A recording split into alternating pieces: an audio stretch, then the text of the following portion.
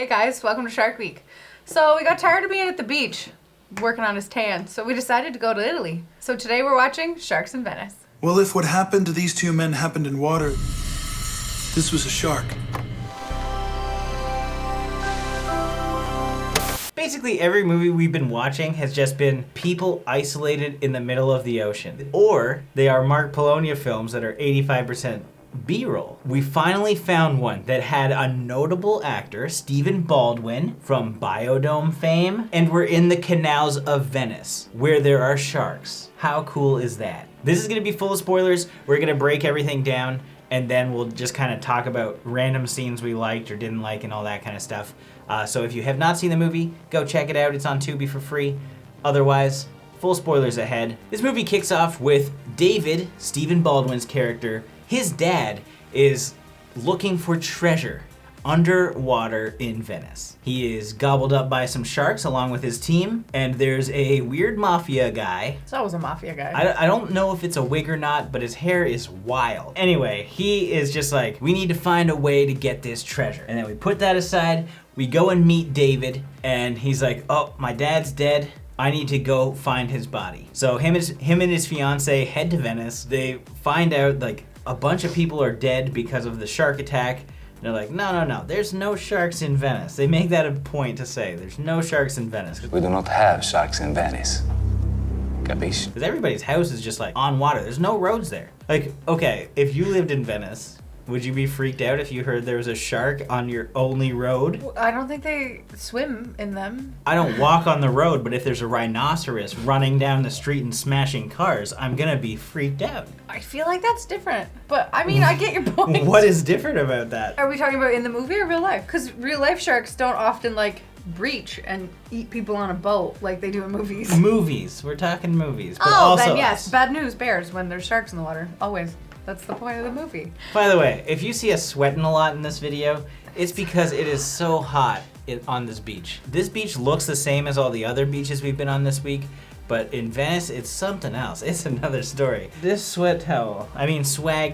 Swag towel. Mine's just a sweat towel. I lent her one. That one was covered in my swag earlier. Stephen Baldwin and his girlfriend, they see that his father's place has been ransacked. And he knows that his dad was like on some kind of adventure looking for treasure. And he looks out the window, he grabs his little briefcase that has treasure maps and shit on it and says like, okay. Dad's paranoid, but nobody finds his shit except me. Grazie, Marco Polo. Oh yeah, Marco Polo. And so then we get a little, basically a history TV style documentary, and we go back to the Crusades. Yeah, very National Geographic. And it's actually kind of crazy. Like, there's more kills in that than I would imagine. Like, people are getting decapitated. One guy's foot gets cut off. They cut off a lot of feet in this show. But essentially, it's just like a bunch of treasure that is now just under Venice. And nobody knows where it is except his dad was mapping it with coordinates. So he just stuck around Venice, dicking around. The mafia they're like, hey, you know about this, right? You know where the treasure is? I need you to take us back to where you found it. He's like, no, I'm not gonna help you. See you later. He declines $2 million. He was gonna get $20 million if he did the deed. That's a crazy amount of money. I would basically do everything for $20 million. They were gonna kill him either way. It's mafia. He didn't look trustworthy. Who didn't look trustworthy? Buddy with the shades. The guy with the shades? The bad hair. Wait, you got bad hair and I got shades. bad hair. I could be in the movie. So he declines the offer. The next day, they're buying scarves and shit. They kidnap his fiance, and they tell him, like, you better do the thing. And they kick the shit out of him, and they just left him there. And they took his wife. No need to die, senor. But he had already been bit by a shark at this point, with the miraculously healed arm. Yeah, there's a big crucial aspect that we forgot. He did go looking for the treasure. Yes. And he found a little piece. Yeah. Stuck it in his boob cleavage. And then got bit by a shark, and his team died. Because he had a guy, too. Yeah. In a gondola. The guy got bit in the foot, immediate death. Everybody gets bit in the foot in the show, except the guy that got bit in the head. Except Stephen Baldwin, who got bit in the arm. No blood, no injury throughout the entire movie. They don't even reference it. He gets touched there often, and nobody gives a shit. He got bit in the shoulder, and then he climbed out of the well with a lot of upper body strength. We couldn't do that even without a shark bite. We're not Stephen Baldwin.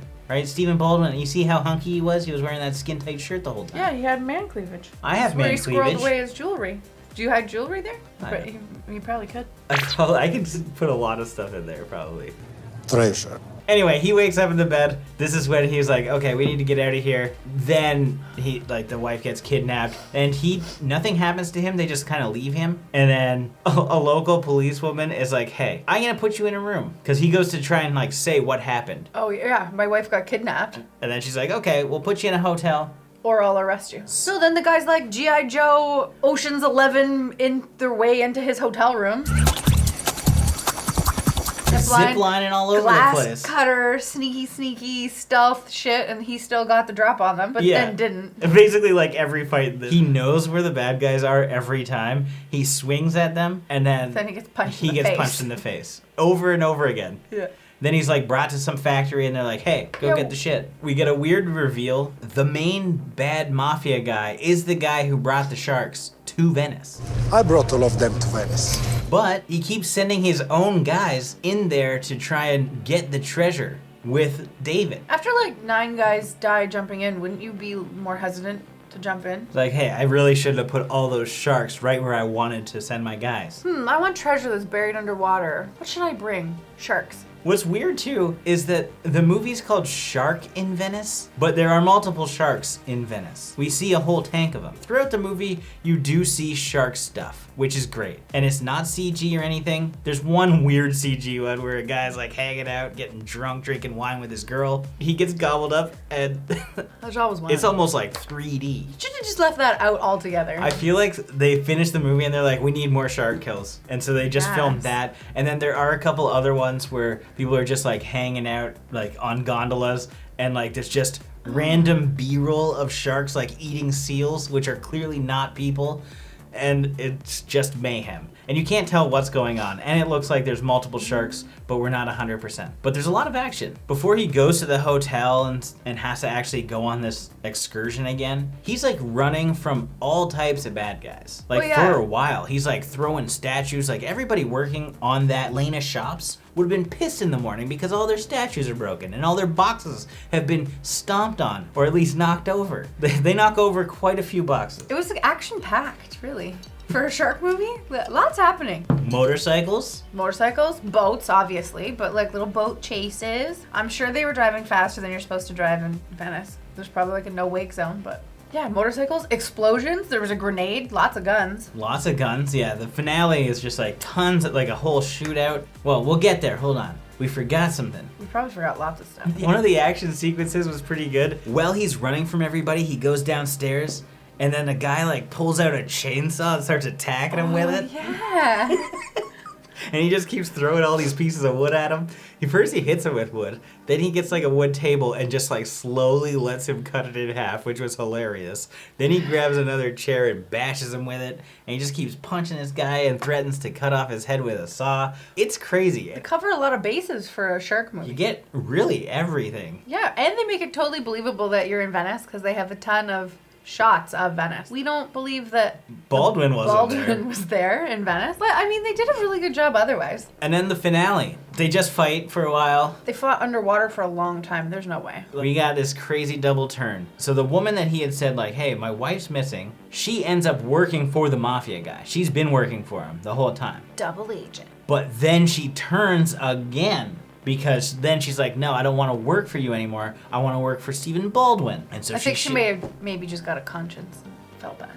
Was she a double agent being a double agent? Like, was she a good cop pretending to be a bad cop so that she could be the good cop? Like, I think it was a sting operation because all of a sudden there was a SWAT team breaking into this place. Yeah, it was heavy duty SWAT. Again, more zippy lines. But you couldn't tell because you knew something was up because she was kind of a bitch the whole movie. And then all of a sudden she's got a whole squadron of people just shooting the whole place up for a long ass time. And at the end she says to him, I'm sorry you had to get involved in all this. As if to say she'd been working on it for like a long time and had no intention of them ending up in the middle of it. Just for some closure on like the whole story, the bad guy dies. Well, lots of guys die. The main guy gets gobbled by his own shark, and everybody lives happily ever after. the happy ending without being like the corny love story that these shark movies usually have. Yeah, because they were already in love, so it didn't matter. Yeah, which was perfect because I don't want to watch the like shitty slow love build stuff. This is Shark Week, not Love Week. Are we doing a romance week? No. Christmas time? Those cheesy Christmas movies? First of all, it would be Valentine's. No, but when you do like Bigfoot Week or Dinosaur Week or Action Packed Week, don't give them ideas. They're gonna hound me for them. But you won't. Because we're running out of shark movies. Yeah, you're right. We're done with Shark Week. At the end of the day, I think this was a pretty solid movie. It had so many things going on, and it's so much different than everything else we've watched. It had a unique premise. Like, I really like seeing Stephen Baldwin actually just like be in the movie from front to back and just in a lot of action scenes, whether he was doing his own stunts or not. Like, it seemed like for the most part he was doing a lot of his own fight choreography. It was pretty good, and I probably would recommend it. So I'm gonna give this 3.5 booby traps out of 5. So for me, this was action-packed. There was so much happening. It kept my attention. It wasn't just a jet ski in front of a beach somewhere for hours or days on end, or somebody on a surfboard stuck on a rock for the whole movie. It's Hey, like phone Shallows booth. is awesome. Partially only because she's hot. This was the best shark movie I've ever watched. There was explosion. There's a grenade. You know what? I don't think I'm gonna watch another shark movie to this caliber that doesn't go to the big screen. Anyway, there was lots going on. Kept your attention. And it was well filmed. It wasn't jumpy or choppy or blurry or... Oh, and the kills were good. It was action-packed. So I definitely give it 5 bad toupees out of 5. As always, thank you for watching. Like this video and comment below with your thoughts on the film if you've seen it. If you haven't and you do want to check it out, it's free on Tubi. Link is in the description. And if this is your first time here, make sure you subscribe to the channel. And thank you once again for joining us for Shark Week. I've done enough work in water to know that these lacerations were not caused by any boat.